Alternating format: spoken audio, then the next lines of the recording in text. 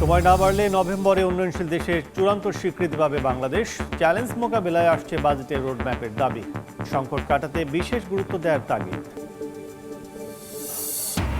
সমুদ্র সীমা জয়ের এক যুগ পর আশার আলো। গভীর সাগরে তেল গ্যাস পেতে দরপত্র আহ্বান পেট্রো বাংলার। উৎপাদন বন্টন নীতি হালনাগাদকে বিনিয়োগ বান্ধব বলছেন বিশ্লেষকরা। প্রবাসী প্রতিবন্ধীদের সিম দেবে অপারেটররা। আঙুলের ছাপ সমস্যা সমাধানে লাগবে এনআইডি, মেডিকেল ছাড়পত্র।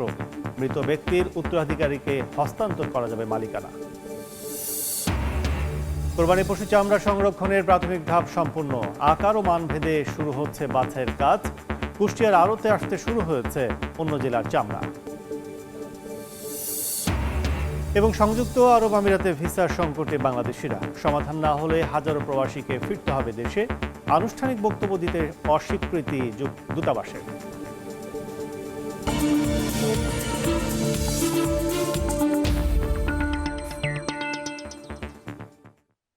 দেখছিলেন শিরোনাম। আমন্ত্রণ জানাচ্ছি দেশ ও দেশের বাইরের অর্থ বাণিজ্যের নানা খবর নিয়ে আমাদের নিয়মিত আয়োজন এ সময় বাণিজ্যে। আপনাদের সঙ্গে আসছে বাজেটের খবর।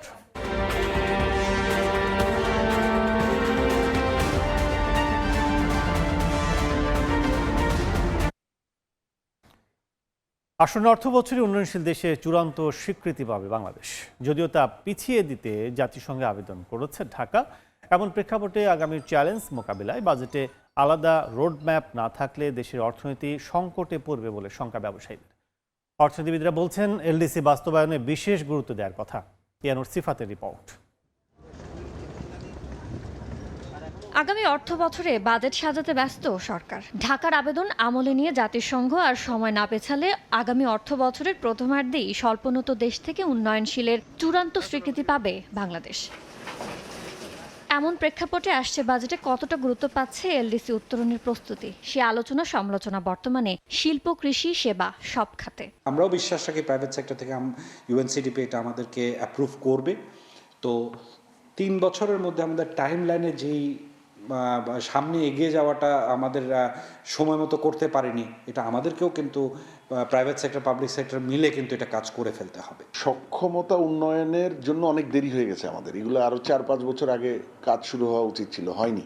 যে 13টি বিষয়কে অগ্রাধিকার দিয়ে বাজেট সাজাচ্ছে সরকার, সেখানে এখন পর্যন্ত নেই এলডিসি উত্তরণ। এমন দাবি করে রফতানি বাজারে শুল্ক সুবিধা হারানো সহ নতুন নতুন সব চ্যালেঞ্জ মোকাবেলায় আলাদা রোডম্যাপ রাখার দাবি ব্যবসায়ীদের। অনেকগুলো রেগুলেটরি রিফর্মের ব্যাপার আছে, অনেক কিছু চেঞ্জ করতে হবে আসলে, কিন্তু সেই চেঞ্জগুলো আমরা আসলে করতে পারিনি।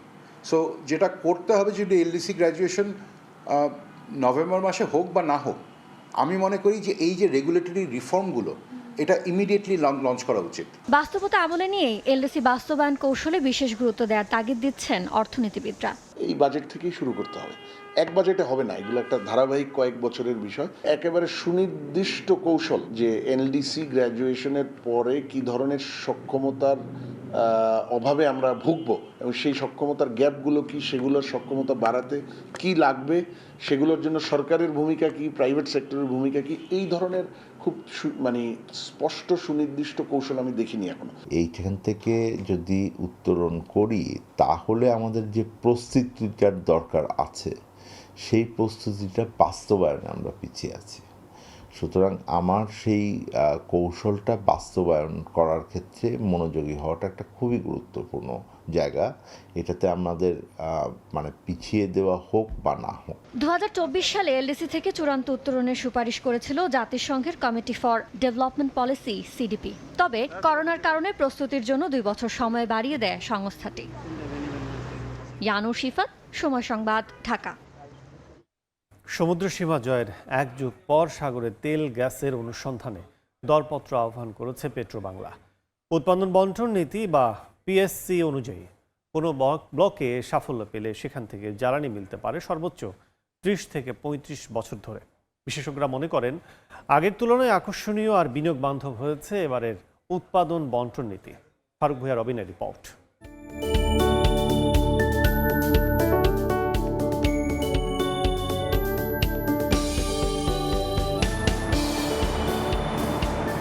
সুনীল জলরাশির তলে বিপুল সম্পদের হাতছানি। ভারত মিয়ানমারের সঙ্গে সমুদ্র সীমা জয়ের পর কেটে গেছে এক যুগেরও বেশি সময়, তবুও শুরু হয়নি বঙ্গোপসাগরে তেল গ্যাস অনুসন্ধানে জোরালো কার্যক্রম।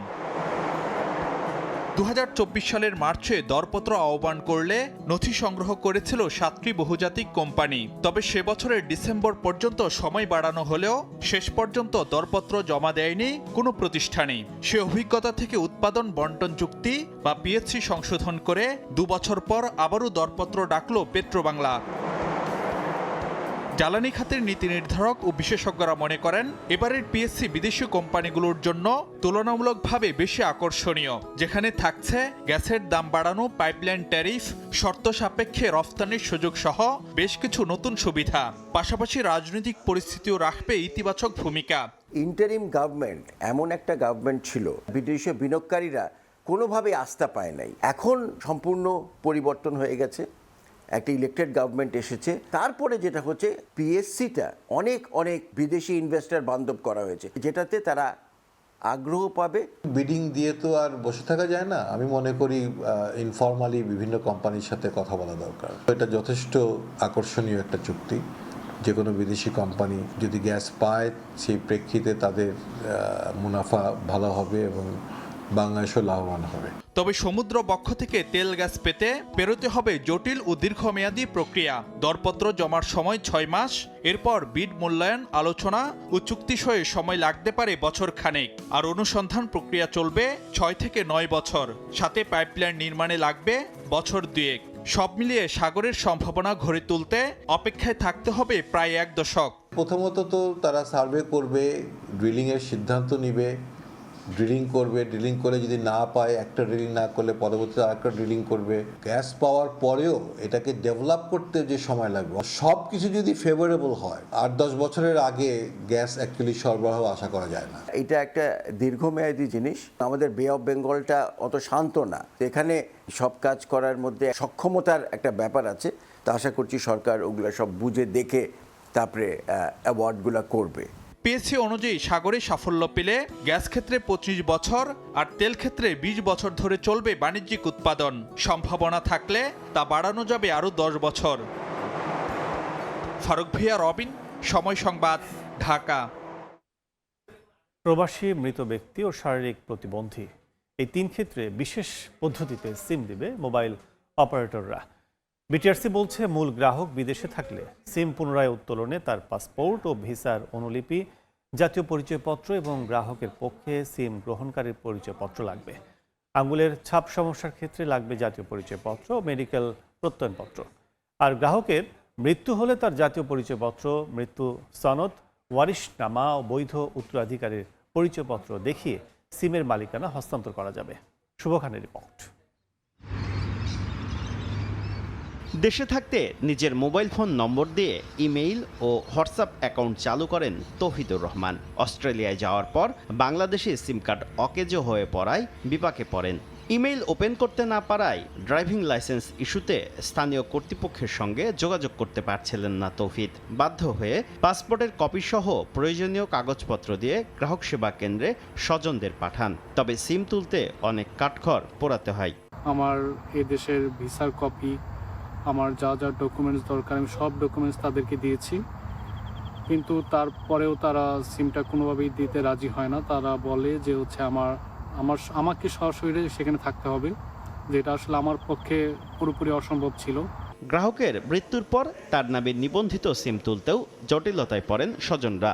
আবার শারীরিক প্রতিবন্ধী ব্যক্তির ক্ষেত্রে আঙুলের ছাপ বায়োমেট্রিকে স্পষ্ট আসে না। বিটিআরসির তথ্য বলছে গত 1 বছরে 4 মুঠোফোন অপারেটরের এমন সব জটিলতার 88টি অনুরোধ অনুমোদন করেছে তারা।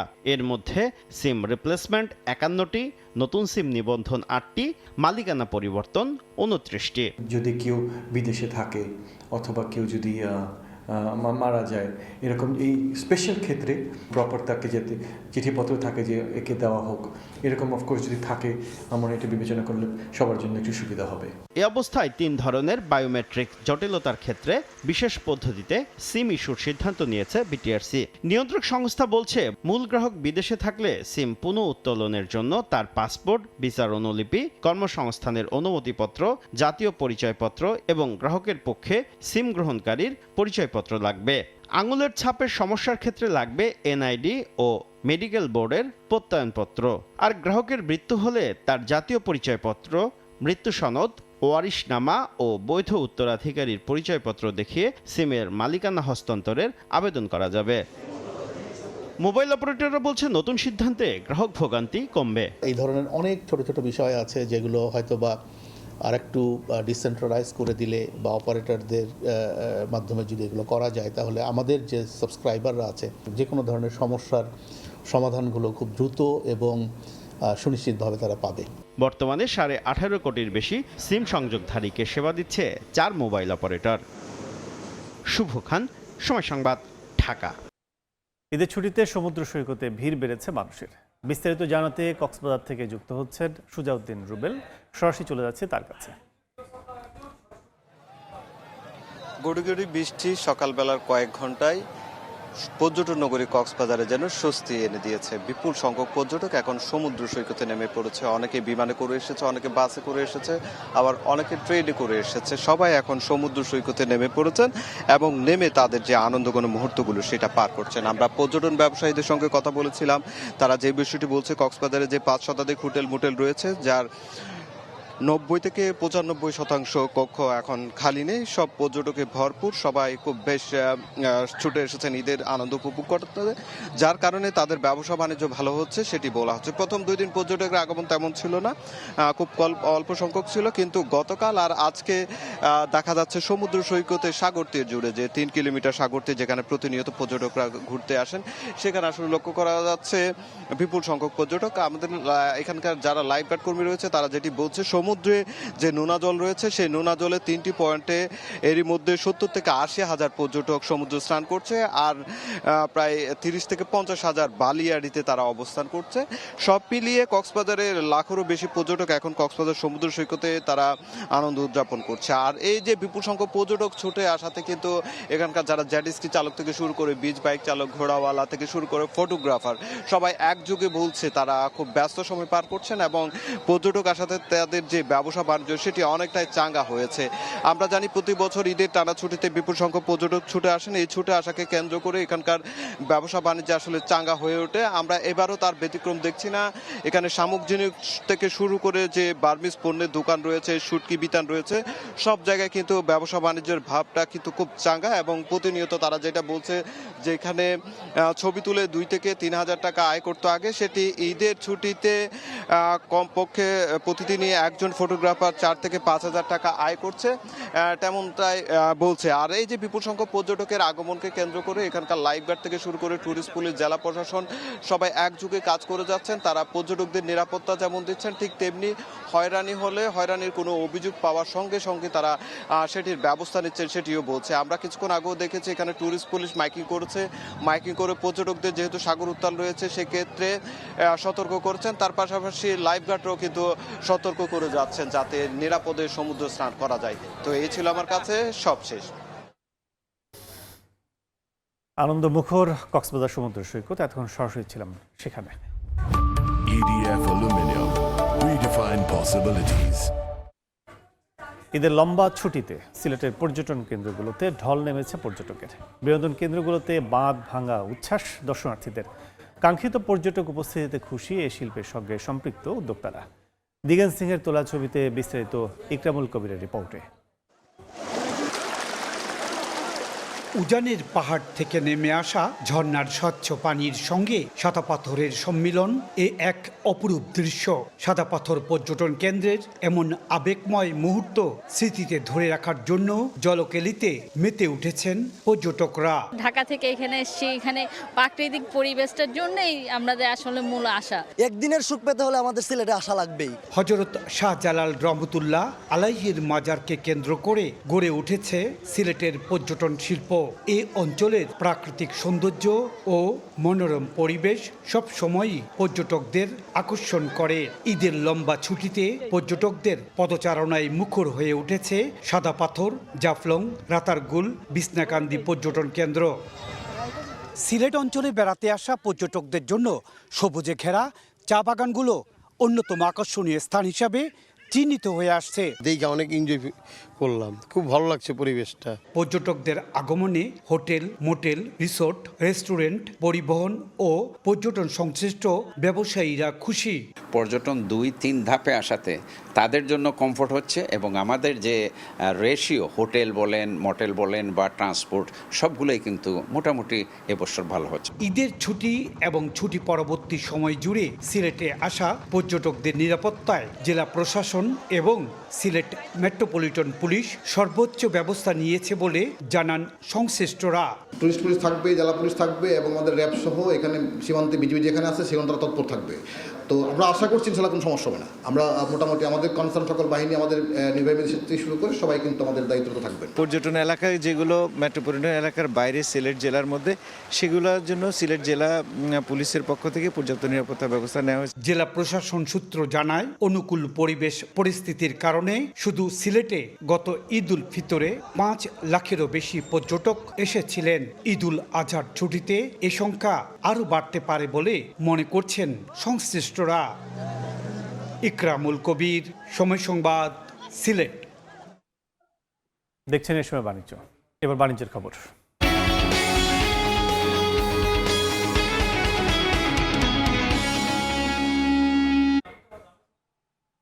কোরবানি পশু চামড়া প্রক্রিয়াজাতকরণের খবর। লবণ দিয়ে প্রাথমিকভাবে চামড়া সংরক্ষণের কাজ শেষ করেছেন আড়তদাররা।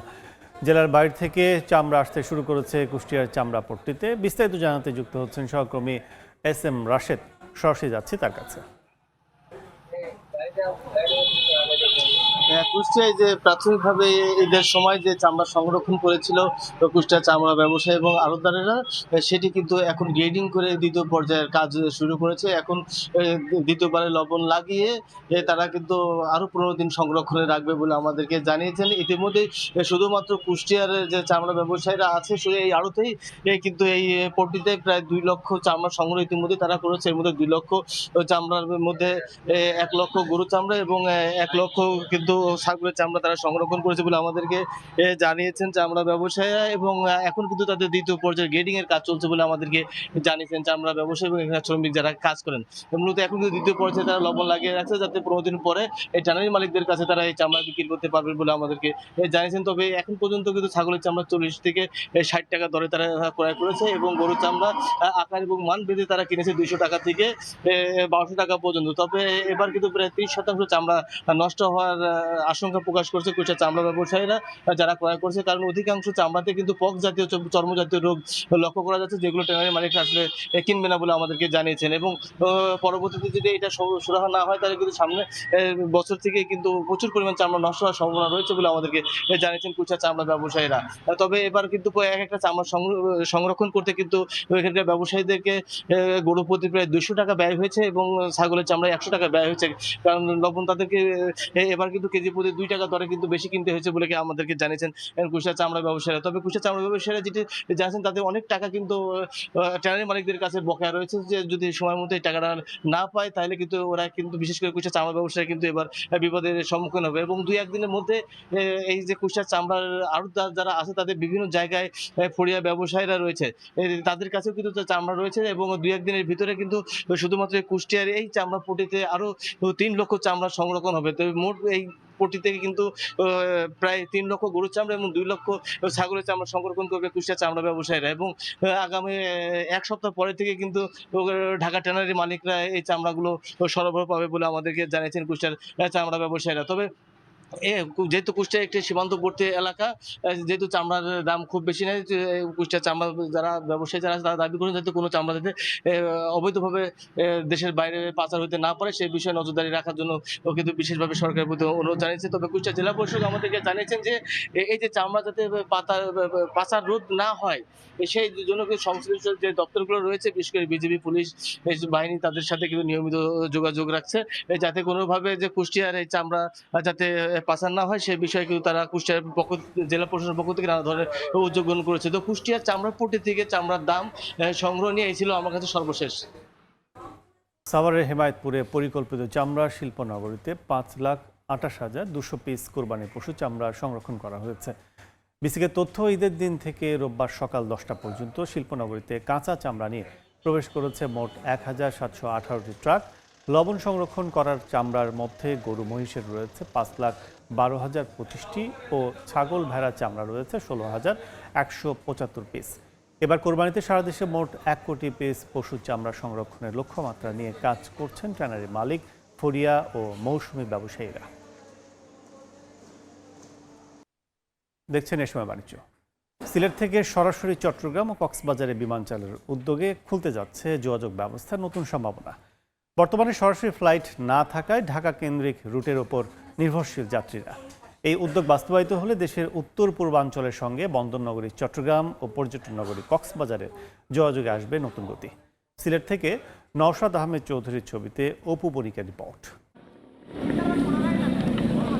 ওসমানী আন্তর্জাতিক বিমানবন্দর থেকে প্রতিদিনই দেশ বিদেশের বিভিন্ন গন্তব্যে যাত্রীদের ব্যস্ততা। তবে চট্টগ্রাম কিংবা কক্সবাজার যেতে এখনও সিলেটবাসীকে নির্ভর করতে হয় ঢাকার সংযোগ ফ্লাইট বা দীর্ঘ সড়কপথের ওপর। এতে বাড়ছে সময় ও ভোগান্তি। সরাসরি ফ্লাইট চালু হলে কমে আসবে যাত্রা সময়, সহজ হবে যোগাযোগ। বিশেষ করে প্রবাসী অধ্যুষিত সিলেট অঞ্চলের পর্যটন ও বিনিয়োগ খাতে ইতিবাচক প্রভাব পড়বে বলে মনে করছেন সংশ্লিষ্টরা। সিলেট থেকে চট্টগ্রাম কক্সবাজার রুটে চালু হয় আমাদের জন্য যাতায়াতের জন্য সুবিধা হবে। আমাদের লাগি সিলেটের লাগি অন্তত খুব ভালো এবং যাতায়াতের লাগি আপনার সুবিধা হবে। 2020 সালে সিলেট কক্সবাজার রুটে সপ্তাহে 2 দিন ফ্লাইট চালু হলেও যাত্রী সংকট সহ নানা কারণে তা বন্ধ হয়ে যায়। আর সিলেট চট্টগ্রাম রুটে এখনও নিয়মিত কোনো ফ্লাইট চালু হয়নি। সম্প্রতি সিলেট সফরে এসে 2টি রুটে ফ্লাইট চালুর আশ্বাস দেন বাণিজ্যমন্ত্রী। ব্যবস্থাপনা পরিচালকের সাথে কথা হয়েছে, আমি অনুরোধ করেছি তাকে যে এয়ারক্রাফটের সহজলভ্যতা সাপেক্ষে যত দ্রুত সম্ভব সিলেট চট্টগ্রাম এবং কক্সবাজার লাইনটি বিমান চালু করার জন্য। তিনি আমাকে আশ্বস্ত করেছেন তার অগ্রাধিকার তালিকায় এটি থাকবে। পর্যটন সংশ্লিষ্টরা বলছেন, সরাসরি আকাশ যোগাযোগ চালু হলে সিলেট চট্টগ্রাম ও কক্সবাজারের মধ্যে ব্যবসা বাণিজ্য ও পর্যটন খাতে নতুন সম্ভাবনা তৈরি হবে। বাড়বে অভ্যন্তরীণ পর্যটক ও অর্থনৈতিক কর্মকাণ্ড। আমাদের সাথে চিটাগাংয়ের যেটা একটা আপনারা জানেন একটা ব্যবসায়িক সম্পর্ক ছিল, সেইটা আস্তে আস্তে কিন্তু যোগাযোগের জন্য আমরা অনেকটা পিছিয়ে গেছি, সেইটা আবার পুনরুদ্ধার হবে বলে আমার বিশ্বাস। আমরা আশা করি ঢাকা থেকে যে সকল পর্যটক কক্সবাজারে যাবেন তারা আবার সিলেট ভ্রমণের জন্য সহজ হিসাবে বিমানের ভ্রমণ করবেন। ওসমানী আন্তর্জাতিক বিমানবন্দর কর্তৃপক্ষ বলছে, নতুন 2টি রুটে ফ্লাইট পরিচালনায় তাদের সার্বিক প্রস্তুতি রয়েছে। আমাদের কোনো বাধ্যবাধকতা করা নাই, আমরা অলওয়েজ সার্ভিস দেওয়ার জন্য প্রস্তুত। এইটাই হচ্ছে আমাদের কথা। বাদ বাকিটুকু এয়ারলাইন্সে, যেহেতু তারা হ্যান্ডেলিং করে কোন রুটে তাদের লাভ হবে কোন রুটে হবে না সেটা তারা ডিসিশন নেবে। বর্তমানে ওসমানী আন্তর্জাতিক বিমানবন্দর থেকে ঢাকা ছাড়াও যুক্তরাজ্য ও মধ্যপ্রাচ্যের কয়েকটি গন্তব্যে ফ্লাইট পরিচালিত হচ্ছে।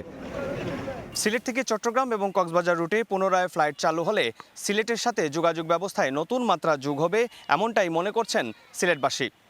সিলেট ওসমানী আন্তর্জাতিক বিমানবন্দর থেকে অপু বণিক, সময় সংবাদ।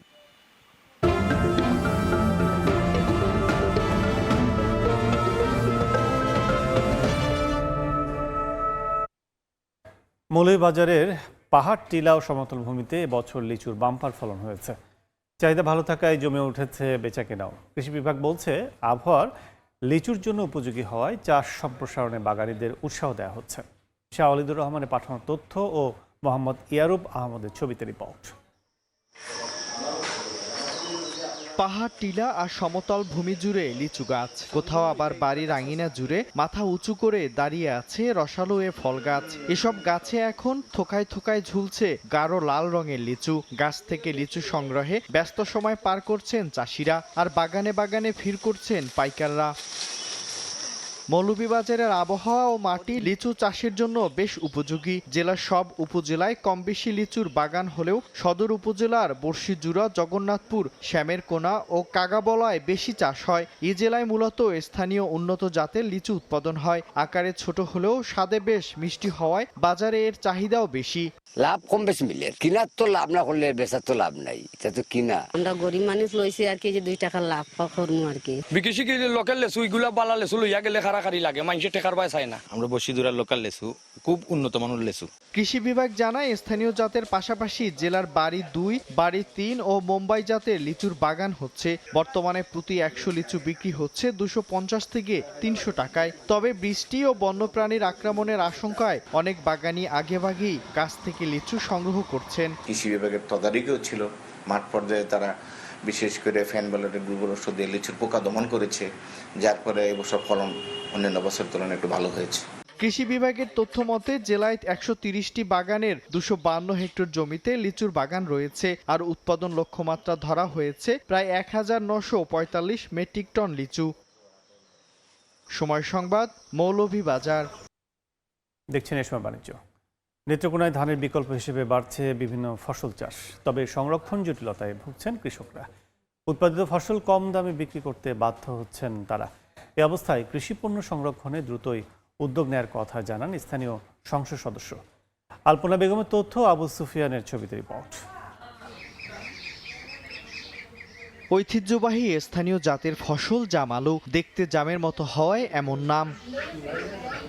নেত্রকোনার কেন্দুয়া আটপাড়া কৃষি নির্ভর এলাকা। এখানকার উর্বর মাটিতে ধানের পাশাপাশি লাভজনক বিভিন্ন ফসল উৎপাদন হলেও সংরক্ষণের অভাবে আগ্রহ হারাচ্ছেন কৃষকরা। ফলন ভালো হলেও সংরক্ষণের আধুনিক ব্যবস্থা না থাকায় কৃষকরা ঘরে ক্যারেট বাক্সে কিংবা মাটির পাত্রে রেখে কোনো মতে বীজ সংগ্রহ করেন। ফলে উৎপাদনের পর কম দামে বিক্রি করতে বাধ্য হন তারা। কৃষকদের দাবি, ধানের তুলনায় জাম আলুর ফলন ও লাভ দুটোই বেশি। ব্যবসায়ীরা কৃষকদের কাছ থেকে কম দামে কিনে হিমাগারে রেখে পরে বেশি দামে বিক্রি করেন। আমরা এখান থেকে কম দামে নিয়ে বেশি দামে বেচে। যদি হিমাগার থাকতো তাহলে আমরা আলু ফসল করে লাভবান হতে পারতাম, এখন আমরা লাভবান হতে পারতাম না। আমরা যদি কোনো ব্যবস্থা করে দিত তাহলে তো আমরা মনে করেন সারা বছর এই জিনিসটা আমরা ব্যস্ত পারতাম, দর্শকে কিনা খাইতে পারতো।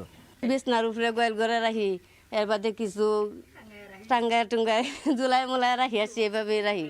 স্থানীয় সংসদ সদস্য জানান, কৃষিপণ্য সংরক্ষণের জন্য হিমাগার নির্মাণের বিষয়টি সংসদে তোলা হয়েছে। বিদ্যুৎ সংকট থাকলেও সোলার পদ্ধতিতে হিমাগার নির্মাণের উদ্যোগ নেওয়া হচ্ছে। সংরক্ষণের অভাবে কৃষকরা ন্যায্য মূল্যটা পাচ্ছে না, যার কারণে জাতীয় সংসদে আমি কেন্দ্র এবং আটপাড়া এবং প্রত্যেকটি উপজেলায় একটি করে হিমাগার স্থাপনের জন্য আমি অনুরোধ করেছিলাম। কৃষি বিভাগ বলছে, জাম আলু কাঠা প্রতি 15 থেকে 20 মণ পর্যন্ত ফলন হয়, যেখানে ধানের ফলন 5 থেকে 7 মণ। দামের ক্ষেত্রেও ধানের 3 গুণ বেশিতে প্রতি মণ আলু 2 থেকে 2.5 হাজার টাকা দরে বিক্রি হয়। সময় সংবাদ, নেত্রকোনা।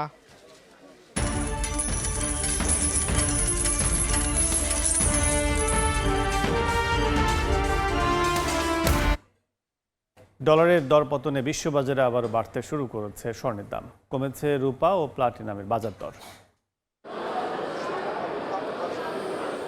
ডলারের দরপতনে আবারও বিশ্ববাজারে বাড়ছে স্বর্ণের দাম।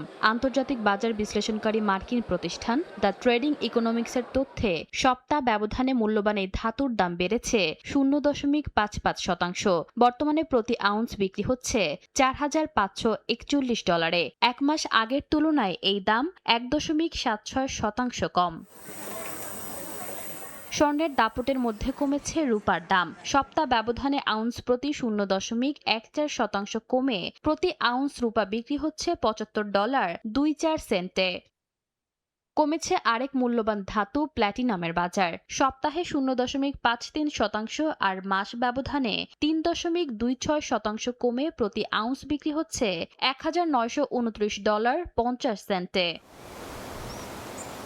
সেমিকন্ডাক্টর ও সোলার প্যানেল তৈরির প্রধান কাঁচামাল সিলিকনের বাজারে অস্থিরতা কাটছেই না। চাহিদার তুলনায় যোগান বেশি থাকায় সিলিকনের দাম নেমেছে $8,415। মাস ব্যবধানে কমেছে প্রায় 2.04%।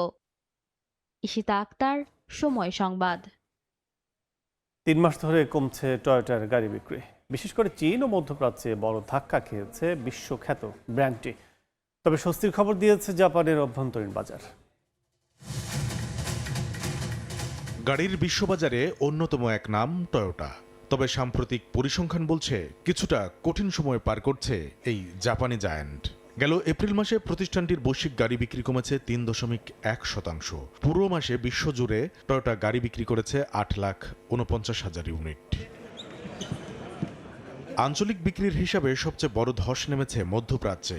সেখানে বিক্রি প্রায় 34% কমে দাঁড়িয়েছে 31,000 ইউনিটে। তীব্র প্রতিযোগিতার মুখে চীনে বিক্রি কমেছে 25 ভাগের বেশি। এমনকি টয়োটার সবচেয়ে বড় বাজার যুক্তরাষ্ট্রেও বিক্রি কমেছে 4.6%। তবে উল্টো চিত্র জাপানে। নতুন পরিবেশগত কর চালুর আগে স্থগিত থাকা কেনাকাটা আবার শুরু হওয়ায় দেশটির অভ্যন্তরীণ বাজারে টয়োটার বিক্রি বেড়েছে 24% বেশি। বিক্রি কমলেও উৎপাদন সচল রেখেছে টয়োটা। এশিয়ার বাজারে প্রায় 13% উৎপাদন বাড়ায়। যুক্তরাষ্ট্র ও জাপানে ঘাটতি কাটিয়ে বৈশ্বিক উৎপাদন 2% বাড়াতে পেরেছে প্রতিষ্ঠানটি।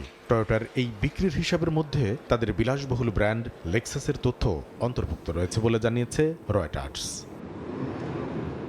কামরুল হাসান সবুজ, সময়। দেখছেন এ সময় বাণিজ্য। সংযুক্ত আরব আমিরাতে বাংলাদেশিদের ভিসার সংকট এখন চরম পর্যায়ে পৌঁছেছে। দ্রুত সমাধান না হলে হাজার হাজার প্রবাসী অবৈধ হয়ে দেশে ফিরতে বাধ্য হবেন। এর মধ্যে অনেকে ভিসা নবায়ন করতে না পেরে দেশে ফিরে এসেছেন। বিষয়টি নিয়ে যোগাযোগ করা হলেও দূতাবাসের কোনো বক্তব্য পাওয়া যায়নি। শিবরিয়াল সাদিকা রিপোর্ট। বাংলাদেশিদের জন্য আমিরাতে ভিসা সংকট দিন দিন বাড়ছে। ভিসা জটিলতায় অনেকের কাজ ও অবস্থান অনিশ্চিত হয়ে পড়েছে। প্রতিদিনেই কেউ না কেউ অবৈধ হয়ে যাচ্ছেন। ভিসা নবায়ন, ট্রান্সফার ও ক্যান্সেলেশন সব ক্ষেত্রেই অনিশ্চয়তা তৈরি হয়েছে। এতে দিশেহারা হয়ে পড়েছেন প্রবাসীরা। এক যুগের বেশি সময় ধরে বাংলাদেশিরা আমিরাতে ভিসার সমস্যায় আছেন। 2019 সালে ভিজিট ভিসা চালু হলেও 2024 সালে তা বন্ধ হয়ে যায়। বারবার আলোচনা হলেও কেউ সমাধান দিতে পারেনি। প্রবাসীরা জানান, ভিসা নবায়নে দেরি বা বাতিলের কারণে অনেকেই অবৈধ হয়ে যাচ্ছেন। ধরপাকড়ও চলছে। একটা বিশাল সংখ্যক প্রবাসী এমন ভিসা ক্যাটাগরিতে নিজেদের ভিসা লাগাচ্ছে যেটা কিনা not design for their profession. আমি গত 2 বছর আগে পার্টনার ভিসা লাগাইছিলাম। এখনো মালিকও পাইতেছি না, পার্টনার লাইসেন্সও দিতেছে না, কোনো কিছুই নেই আমার কাছে বর্তমানে। শুধু আমার আইডিয়া আছে। এখানে যারা ব্যবসায়ীরা আছে তারা যেরকম দক্ষ শ্রমিক শূন্য হচ্ছে দিন দিন, এবং যারা শ্রমিকরা এখানে আছেন তারাও দিন দিন কর্মশূন্য হয়ে পড়ছে। সব দিক দিয়ে মিলে যদি বলি যে বর্তমানে আরব আমিরাতে বাংলাদেশি প্রবাসীরা খুব দারুণ একটা সমস্যার মধ্য দিয়ে দিনাতিপাত করতেছেন। এদিকে স্থানীয় ট্রাভেল ও টাইপিং সেন্টারগুলো বাংলাদেশিদের বদলে অন্য দেশের গ্রাহকদের উপর নির্ভর করছে। কোথাও কোথাও বাংলাদেশিরা নতুনভাবে ব্যবসা শুরু করে অন্য দেশের গ্রাহকদের সেবা দিচ্ছেন। ইস্যুটি নিয়ে যোগাযোগ করা হলেও আনুষ্ঠানিকভাবে কোনো বক্তব্য দিতে অস্বীকৃতি জানিয়েছে বাংলাদেশ দূতাবাস। শিবলাল সাদিক, সময় সংবাদ, সংযুক্ত আরব আমিরাত। যুক্তরাষ্ট্রের টেক্সাস অঙ্গরাজ্যে আলোচনার জন্ম দিয়েছে চিংড়ি মাছ দিয়ে তৈরি আইসক্রিম। অদ্ভুত এই আইসক্রিম নিয়ে মিশ্র প্রতিক্রিয়া জানাচ্ছেন গ্রাহকরা। কেউ এটাকে দারুণ বলছেন, আবার কেউ বা গন্ধে হচ্ছেন কুপোকাত। আইসক্রিম বললেই আমাদের চোখের সামনে ভ্যানিলা, চকলেট কিংবা স্ট্রবেরির মিষ্টি স্বাদ ভেসে ওঠে। তবে যুক্তরাষ্ট্রের টেক্সাস অঙ্গরাজ্যের হিউস্টনে দেখা মিলল সম্পূর্ণ ভিন্ন এক চিত্রের। রেড সার্কেল আইসক্রিম শপে পাওয়া যাচ্ছে আস্ত ক্রফিশ বা চিংড়ি মাছ দিয়ে তৈরি আইসক্রিম। কেবল সাজানোর জন্য নয়, বরং এই আইসক্রিমের মূল উপাদানেই রয়েছে সামুদ্রিক মাছের স্বাদ। পরিবেশনের সময় উপরে বসানো হয় একটি আস্ত রান্না করা ক্রফিশ। আমরা আমাদের আইসক্রিম মিক্সটা রান্না করি এবং এতে সব ধরনের ক্যাজুন মশলা দেই, যা এটিকে স্পেশাল করে তোলে। তা হলো প্রচুর মাখন আর রসুন। ভিন্ন স্বাদের ক্রেতাদের প্রতিক্রিয়ায় দেখা গেছে মিশ্র অনুভূতি। কেউ এই নতুনত্বকে স্বাগত জানিয়েছেন, আবার কেউ প্রথম চামচেই মুখ ফিরিয়ে নিয়েছেন। এটা একদমই আলাদা, সাধারণ আইসক্রিমের মতো তো মোটেও না। তবে আমি মনে করি একবার ট্রাই করে দেখা উচিত। এই অদ্ভুত আইসক্রিম তৈরির প্রক্রিয়াটিও বেশ চমকপ্রদ। দোকানের মালিক নিকিয়েনগো জানান, প্রথমে গলানো মাখন, রসুন আর প্রচুর ক্যাজুন মশলা এই আইসক্রিমের অন্যতম মূল উপাদান। মশলার সেই নির্যাস আর ক্রফিশের জুস মিশিয়ে তৈরি করা হয় আইসক্রিমের বেস, যা শেষ পর্যন্ত মেশিনে জমে তৈরি হয় এই বিশেষ ডেজার্ট। অর্জিতা শেহজিন, সময় সংবাদ। এ পর্যায়ে শীর্ষ সংবাদগুলো জানিয়ে দিচ্ছে আরেকবার। সময় না বাড়লে নভেম্বরে উন্নয়নশীল দেশে চূড়ান্ত স্বীকৃতি পাবে বাংলাদেশ। চ্যালেঞ্জ মোকাবিলায় আসছে বাজেটে রোডম্যাপের দাবি। সংকট কাটাতে বিশেষ গুরুত্ব দেওয়ার তাগিদ। সমুদ্র সীমা জয়ের 1 যুগ পর আসার আলো। গভীর সাগরে তেল গ্যাস পেতে দরপত্র আহ্বান পেট্রোবাংলার। উৎপাদন বন্টন নীতি হালনাগাদকে বিনিয়োগ বান্ধব বলছেন বিশ্লেষকরা। এবং প্রবাসী প্রতিবন্ধীদের সিম দেবে অপারেটররা। আঙুলের ছাপ সমস্যার সমাধানে লাগবে এনআইডি, মেডিকেল ছাড়পত্র। মৃত ব্যক্তির উত্তরাধিকারীকে হস্তান্তর করা যাবে মালিকানা।